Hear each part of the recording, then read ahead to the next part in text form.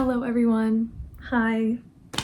Welcome to my channel. I don't even want to keep saying welcome back because we know about my consistency on YouTube and I just can't keep making promises that I don't know if I'll keep.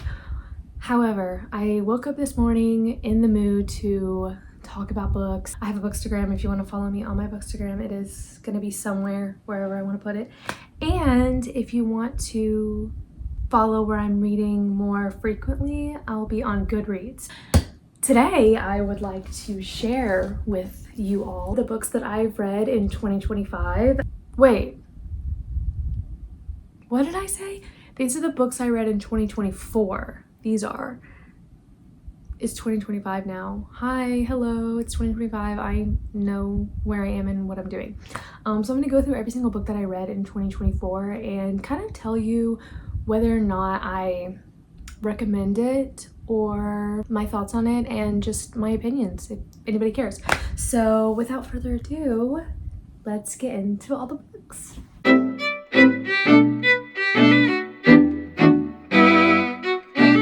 Okay, the first book that I read in 2025, guys, when I tell you that I don't even really know what possessed me to read this. Oh, it was a coworker. It was a coworker I was writing with at the time, and she was like explaining the plot of this book, and I was like, what?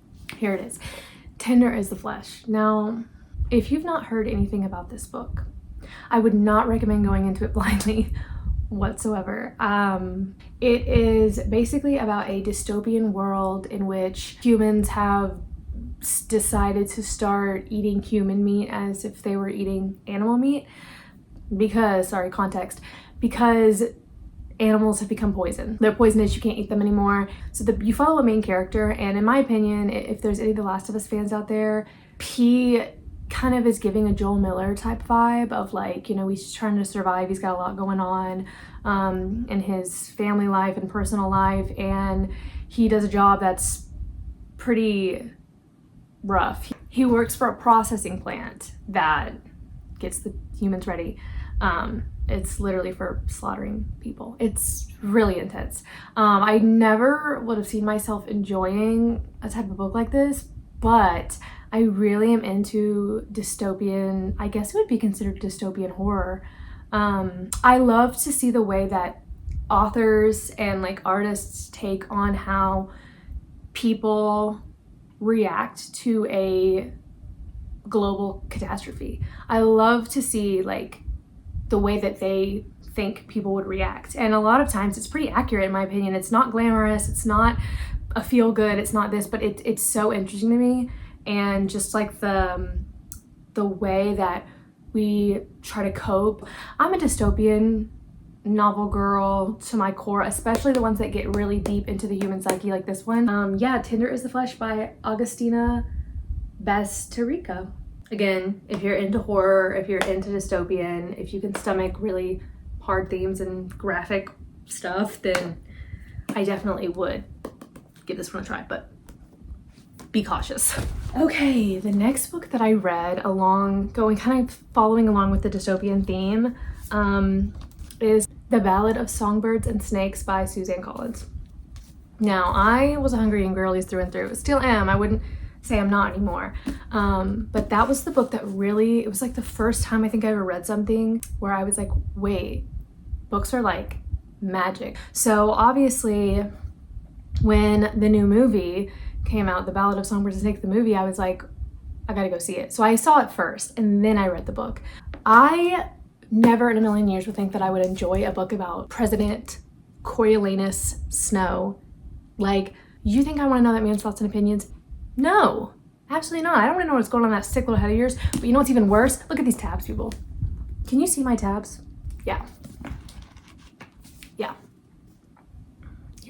But he wasn't innately evil at the beginning.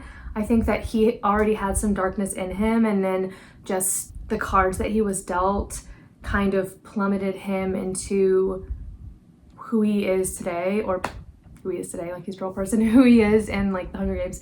But I will say, not for nothing, Dr. Gall is the Palpatine of the story, okay? Don't even get me started on young, talented characters who are looking for guidance in somebody, and then they end up getting it from somebody that's evil and it corrupts them. Like, don't even get me started on that, because that trope breaks my heart, eats me alive. What even else? But anyways, yeah, definitely recommend to all my Hunger Games fans and anyone that likes a good, I was gonna say coming of evil, seeing a villain's origin story, even one as hated and unredeemable as President Snow. It really, really was a good read, and Susan Collin never misses. So, and I'm so excited for Hamige's book. Any Hunger Games fans out there? Guys, this next one, I don't even want to review it because I feel bad. Neon Gods by Katie Roberts. I really had high hopes for this because I am such a Hades and Persephone girl. To my core, I'm a Hades and Persephone girl. In fact, Hades and Persephone are like the blueprint for me for every like bad guy, good girl, like darkness versus light, like that kind of love story is my favorite of all time. And so I was just so excited to have a Hades and Persephone story. It is very much like hardcore spice. Worse than smut, literally smut. I don't want to say it, smut. If you are just into that, then by all means, maybe give it a try. I don't know. There wasn't enough there for me. I don't know. I wasn't like feeling like the yearning and the things that I need to feel in a romance novel. And so maybe this book is just not for me. I don't know. I've never read any of other things. They might be really good. I know a lot of people rave about this book. It's just, maybe it's just too smutty for me and I'm just not, I don't know, that's not my vibe. Any more yearning. I prefer the yearning, honestly, over the spice. So, yeah, I only gave it 1 star on Goodreads. Maybe I'll go back to it one day and see if like I can find something else, because I really don't like to DNF like that, especially when I have a physical copy. But I'm sorry, guys. That's my. I don't know that I recommend that one. Okay, next up. Oh, I'm excited to talk about this. Tangled Up in You. Listen, guys, this was a fluke. This one I didn't even get recommended on Book Talk or anything. I saw it in Target, and I've kind of been in my Rapunzel era. I don't know, Rapunzel, Cinderella era. So I was like, girl, what is this? Tangled Up in You by Christina Lauren. Listen, this was so good. But it's literally just like the movie Tangled, but it's modern, which normally, I'm not really a modern girly, so normally that would be like kind of but it's so good, and there's some twists in it that are a little different from the movie, and I feel like it's like the perfect fairy tale retelling in modern times. Like, they really did Tangled justice, and the way that they incorporated things from the movie into the book, like, it was just so good. Like, I loved it. If you're a huge Tangled girly, I recommend this so hard. And I have seen that there's other a meant to be novel, so there's like other fairy tale retellings in the like series. You can read each one of them by themselves though, but they're written by different authors. I can't speak for any of the other ones. I might end up reading them someday. I'm a total Disney princess fairy tale girly, by the way, and this is up to my standards. 4 stars, 4 freaking stars. I loved it. Anyways, definitely recommend for my fairy tale girlies. For my Tangled girlies, this one is it. Guys, Turtles All the Way Down by John Green. This book, I have never had any piece of art, literature, film, anything, talking to a person on the street, like nothing has ever captured the exact type of like mental struggles that I go with ever. And then I found this book, and it is so accurate to my like experience that I almost want to gatekeep it, because it feels like you're reading my diary, and I'm a little uncomfortable with that. But honestly, I have to put it out there because I don't really hear people talking about it, and it helped me tremendously, just feeling not alone. And if it can help anybody else, it was so beautifully written. It was so tasteful, and like the main characters' experiences were just so raw and real and relatable, and I just loved getting to see,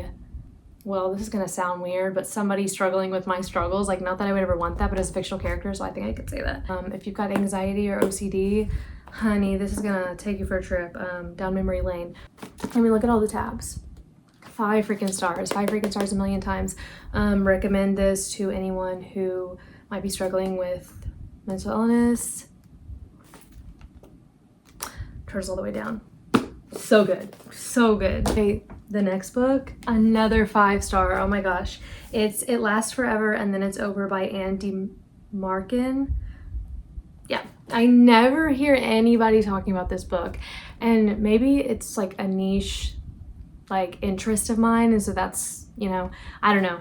But if there's any other dystopian girlies that love a stream of consciousness book and love asking the hard questions about people and the world and everything, this book, like, you literally follow a zombie. She's starting to lose her human self, her thoughts. Like, she doesn't know her name, she doesn't know many things about her life before she became a zombie, but she remembers something that brought her love.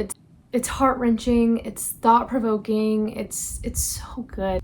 I don't know, it's so unique and it's so different, and it's so little too. I read it in actually one afternoon and it was phenomenal, and I would want to go and read it again, honestly. Over and over again. It's just so small, it's so easy to do. But I definitely recommend this for my dystopian girlies.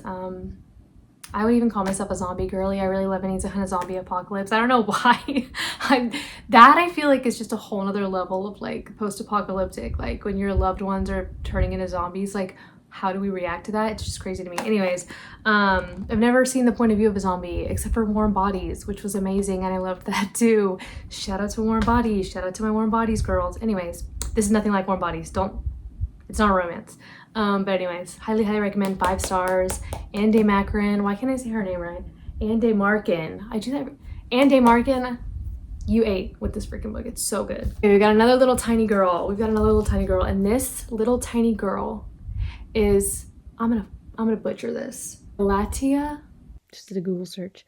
Galatia. Just the way to say it. By my queen, my actual queen, Madeline Miller, my favorite author till the day that I die. Everything that she writes is pure gold. You already knew this was gonna be 5 stars. This book is so good. Look how tiny it is. It's literally tiny in size, tiny, but it packs a punch, okay? Madeline Miller, if we know one thing about Miss Madeline, is that she's gonna spin it and twist it to where it's not feeling like the woman always loses, or like, you know what I mean? Like, she's gonna twist it and take the power back, just like she did with Cersei. And that's what she did. It was so, as a woman, it was so heart-wrenching but beautiful, and it just makes your heart ache for the women that are in positions like this. But watching this one kind of take her power back, 10 out of 10. Madeline Miller never misses. Can't wait. She posted in 2021 that she was writing a Persephone book. Like I said earlier, I'm a Persephone girl to my core. You don't even know what kind of a menace I'm gonna be when that book comes out. Anyways, we're not talking about that. Next book is My Lady Jane. Now, you know that I'm obsessed with My Lady Jane. I'm obsessed with the TV show, My Lady Jane. Obviously, after I saw the TV show, I had to go and read the giant book, because that's what you do when you need more content, because Amazon Prime, this is a message to you. If My Lady Jane burns, you burn with us, okay? Katniss Everdeen style. Bring back My Lady Jane. They canceled after 1 season. How could you do such a thing? How could you do such a thing? Anyways, that's not the point of this. Prime, trust you will be dealt with. Back to the book. The book was so good. It was different from the TV show. Very different. But Jane is just a smart and quick-witted and fiery. All of the wonderful things we love about Jane, she's just like that in the book. I love that it teaches you history, but also puts a spin on it to make it a happy ending. I love that, because I love history, but you know what I love more than history is a happy freaking ending. So Jane Grey and Guilford Dudley deserve it. Oh, also his name is different in this. What's his name in here? Gifford. I don't like that as much. I like Guilford. I think he was Guilford in real life. Don't quote me on that. Historians, please. If you love history and you wish that certain history stories were just like, oh, if only they could have ended up together and been happy, these books are for you. And I thought fondly of the TV show Guilford Dudley the entire time with Hearts in My Eyes, and yeah, I'm gonna end it right there with Hearts in My Eyes. I loved it. Next book, Stalking Jack the Ripper. Okay, listen, I posted about this on my Bookstagram. I already said this, but I'm gonna say it here. I really and truly believed that this was a book about falling in love with Jack the Ripper, which, if you see the word stalking, does that immediately make you think of falling in love, or have I just been exposed to too many dark Harry Styles Mafia fanfics at the ripe age of 13? I don't know. But I literally was like, oh, this is a romance story between Jack the Ripper and some girl, because look, I love a good dark romance as much as the next girl, but the last thing that I want to do is read about an actual murderer who actually killed women and romanticize that, you know what I mean? If it's fake, if he's a fake murderer who kills men, not women, sure, I can get down with that, but I gotta have morals. I gotta draw the line somewhere, people. And I was like, I am not freaking reading that. Everybody raves about it though, so I was like, come on, everybody can't be that insane. Like, what is this about? And then I found out it was a YA novel about literally like trying to figure out who Jack the Ripper is. And I was like, oh, no, I don't want to read that. But then I was like, wait a minute, that actually sounds like a fun read in October, which most of the time I'm like, YA, what do I look like? 15 and a half? No, I want to read like a grown woman book. Some YA really be hitting, and they're barely even like, I'm like, should a teenager even be reading this? I don't know. I loved it. I think Audrey Rose was such a, oh, she was such a good main character. I love it. I never got annoyed with her. I never thought she was being stupid. Thomas Cresswell, that is my man. That is my man, people. He is my man. I don't know what you want me to say. He's my man. What? He's my man. I love him. Him and Audrey, I love it. Their dynamic was so fun. I love a good banter. I love a good, we don't even like each other. I love it when the girl's like, I don't even like him, and the guy's like flirting with, oh, it was so good. And I bought Hunting Prince Dracula, and I've just been kind of waiting. I don't know really what for. It's not on Kindle, which annoys me because I want to read everything on my Kindle because it's just easier to carry around and easier to like lie down with, and then I can have my lights off. The girls that get it, you know what I'm saying? I like to have my ambiance, and it's much easier on my Kindle, but I really need to go through the hardcovers on my shelf that I don't have on my Kindle. But I'm just a girl at the end of the day. Stalking Jack the Ripper by Carrie Maniscalco. Carrie, you ate. I love this. 5 freaking stars. Can't wait to read the next one. It was so good. Now we're gonna talk about the books that were on my Kindle, okay? Okay guys, the first book that I read on my Kindle, I don't know how the girlies pull it up on their Kindle and then like show it as the cover, because that won't work for me. Whatever, the first book I read was Diary of Blood. I'm gonna put a little picture right here. Okay, A Diary of Blood by S.T. Gibson. Look, here's the deal. I'm kind of a sucker for a dark vampire romance. I don't know why that would be a surprise to anybody. I literally told you guys I love the darkness, light, Hades, you get what I'm saying. So I thought that was what it was going to be. No, that's not really the point of it at all, actually. It was not a romance by any means. I would definitely check some trigger warnings. There's a lot of abuse, mental abuse, physical abuse too, but it was not what I was expecting. I'll say this, it was written very well, and maybe if I had different expectations going in, I would have been able to enjoy it more. The story wasn't bad by any means, it just wasn't for me. It's not really my type of story. That doesn't mean that I would think that everybody else wouldn't like it. Apparently a lot of people do like it on Book Talk, which is great. I don't think I'd recommend it because I'd be a little embarrassed because of the which is funny because I have no shame, you know. I read a lot of like books that I should be embarrassed by. It's just not, I don't know, it's just not my cup of tea. Definitely do research on it when you're going into it. Anyways, and if you love it, I love that for you. And it is really well written. I have no complaints on that, and it just wasn't what I thought it was going to be. Next book, Dearest Gentle Regis. Why did that go? That went a little, wasn't the right British accent. Anyways, the next book that I read on my Kindle was The Duke and I by Julia Quinn. So good. I want to preface this by saying, yes, I am a Bridgerton fan. Yes, I've seen all of it. The first season is still my favorite. There's just something about it. It was much more true to the time period as far as makeup and, you know, nails and hair and everything, and I really did like that. Everything about it I really, really enjoyed. I really love Simon and Daphne. That being said though, I didn't think that the book was gonna have that big of an impact on me, considering that I'd already seen it and I already knew the story. Wrong. It was so good, so beautiful. I couldn't put it down. I love Simon in the book so much. I love that we get to see their thoughts. I love Daphne's a completely different character. In the book, all of the men of the Ton aren't interested in her because they see her as a friend and they don't view her romantically. And so she's not the diamond of the season. She doesn't get any guys, and that's completely different from the Daphne from the TV show. I loved it though. It was so good. I highly recommend, if you love Bridgerton, highly recommend reading him. I started the Viscount Who Loved Me. I started it. I haven't been enjoying it as much as I've enjoyed The Duke and I, which I felt the same about the TV show. I know people are throwing tomatoes at me right now. I know. I love Anthony and Kate. Do not get me wrong. Don't burn me at the stake, okay? Please, please, please. I just am more, I guess The Duke and I, Daphne and stuff, they're just more kind of my thing. However, I think I just need to like get back into it, and I'm sure that it's gonna end up being just as wonderful as the first book. And I really want to get through it because I really want to get to, I even have the physical copy of An Offer from a Gentleman, Benedict's story, because Benedict is my favorite. And it's a Cinderella retelling, which like I said, y'all, I'm in my Cinderella era. So definitely want to get to that one for sure. Next book. I started getting into dark romance, and I'm not getting off the dark romance train anytime soon. So that's where we are. The first one that I read that I got into was called Hook by Emily McIntyre. Listen, people, listen. Again, like I said, I'm a fairy tale retelling type girl. What I'm not is a Disney villain girl. I have seen the Never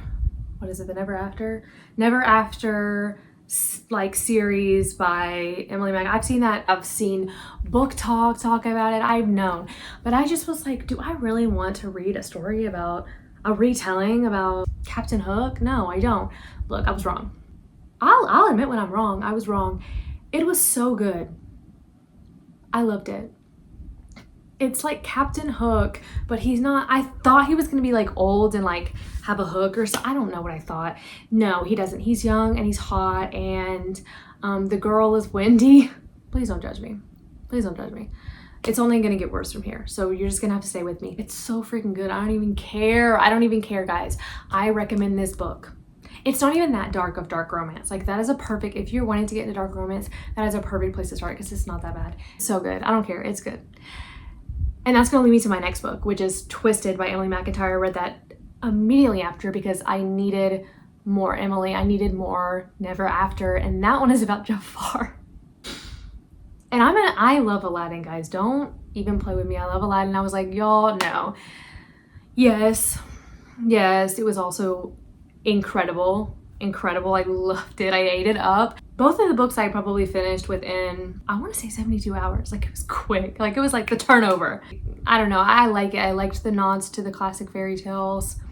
I thought it was amazing. I would recommend, personally. Don't come at me if they're not. I don't know. But I loved them. I thought they were amazing. Guys, this book, I feel like I'm going to get judged. I feel the judgment coming on. But I'm going to speak my truth. And this book is called Haunting Adeline. Haunting Adeline by H.D. Carlton. Look, I know this is not everyone's cup of tea, but it's mine with 2 sugars in it, okay? I love this book. I devoured this book. I devoured the book, the novella that you're supposed to read before the book, which I highly recommend the novella before. Okay, this is a very dark romance. I am not going to sugarcoat it. It is not for everybody. I completely understand that. However, what I will say is that Zayd Meadows, the main male in the story, is my husband. So tread lightly on what you say. I also want to preface this by saying I am very much an I can fix him kind of girl. So red flags, they look green. I was gonna say yellow, but I don't even feel that way. I feel like they look green. I love that man. I love the main character, Adeline. She's so real. I love that it was written in a realistic way where you're not like, girl, you are stupid. Like, she keeps calling herself stupid, but I'm like, girl, I would have folded way faster than you. So, period, queen. You've been trying. I don't know. Anyways, basically, what I will say is that besides the main plot, there's also some side plots that are really interesting. And it's got some heavy, heavy themes, but it's really, I loved it. I don't know. Y'all, I don't even know what to say. I will recommend it to a certain group of people, not everybody. I'll say this, if you grew up reading Harry Styles fanfics on Wattpad, this is for you. If you didn't, no, probably not. Maybe not, I don't know. I'm reading Hunting Adeline right now, the second book, and I literally immediately put down the first book and was like, okay, second book, period, let's go. Yeah, it's dark. I think the second book is even darker. I will get back to you guys and let you know how I feel about that. But yeah, I recommend to the girlies that get it, okay? Not to everybody, but the girlies that get it, 5 stars. Okay, guys, that is all of the books that I have today on my 2025. I'm hoping that next year, 2025, why do I keep saying that? 2024. I'm hoping that this year in 2025, I'll have way too many books that I can't even do a video like this because it would take way too long. This took a lot longer than I thought it was gonna take, but honestly, I'm kind of glad about that because it looks like I am literate and I can read really well, and I read a lot. And most of the books here I read towards the end of the year because, like I said, I be getting in a book slump and it really don't stop. Like, the book slump party don't stop. But now I'm back and I'm super literate and I'm reading all the time, and I love it. And I love it. And this was really fun. I loved and enjoyed talking about all of these books to you lovely viewers. I would love to know if any of you do read these books and what you think about them. Again, if you want to follow my book journey anywhere else, I will be on Instagram, Hope Elizabeth Reads, and I am on Goodreads, Hope Elizabeth 5, I think. I'm gonna leave all of my socials below, a link to them. And oh, and if TikTok doesn't get banned, then I'm Hope Elizabeth Reads, okay? But thank you for listening and watching this long-winded talk about all of my reads this year. I had a really good reading year, I feel. So I'm excited for 2025 and hopefully I read a lot more. Ooh, guys. Oh my gosh. Oh my gosh. Okay, love you. See you. Bye. You hear that, Samson?